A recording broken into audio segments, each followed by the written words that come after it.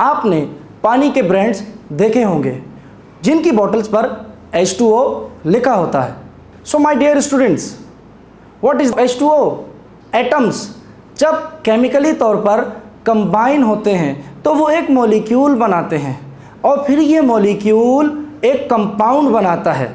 इन molecules की तादाद के हिसाब से यानी उनके नंबर ऑफ एटम्स के हिसाब से इनकी कई किस्में हैं, जैसे मोनोएटॉमिक मॉलिक्यूल जिसकी एग्जांपल्स आपके सामने हैं। आप देखें कि इसके अंदर किसी दूसरे एटम की कॉम्बिनेशन की इजाज़त नहीं। इसी तरह डाई एटॉमिक मॉलिक्यूल, डाई का मतलब होता है दो, तो आप देख सकते हैं कि इसके अंदर सिर्फ और सिर्फ दो ही एटम्स हैं। इसी तरह ट्राई एटॉमिक मॉलिक्यूल्स, क्योंकि ट्राई का मतलब 3 होता है, इसीलिए आप देख सकते हैं कि इन मॉलिक्यूल्स के अंदर सिर्फ और सिर्फ 3 ही एटम्स मौजूद हैं। फिर इसी तरह अगर हम और मॉलिक्यूल्स को देखें तो क्या हम सबका अलग अलग नाम रखेंगे कि जिनमें 3 से ज़्यादा एटम्स पाए जा रहे हैं? जी नहीं, फिर हम उसको पॉली एटॉमिक मॉलिक्यूल कह देंगे, जैसे कि H2SO4 आपके सामने आ रहा है। अब देखें इसके अंदर 3 से ज़्यादा एटम्स मौजूद हैं।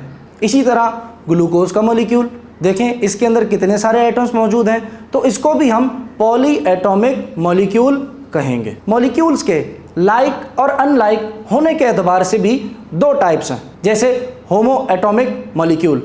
होमो एटॉमिक मॉलिक्यूल जिसमें सिर्फ एक ही टाइप के एटम पाए जाएं, जिसकी एग्जांपल्स ये रहीं। देखें जैसे ये हाइड्रोजन है, इसके अंदर सिर्फ और सिर्फ हाइड्रोजन है।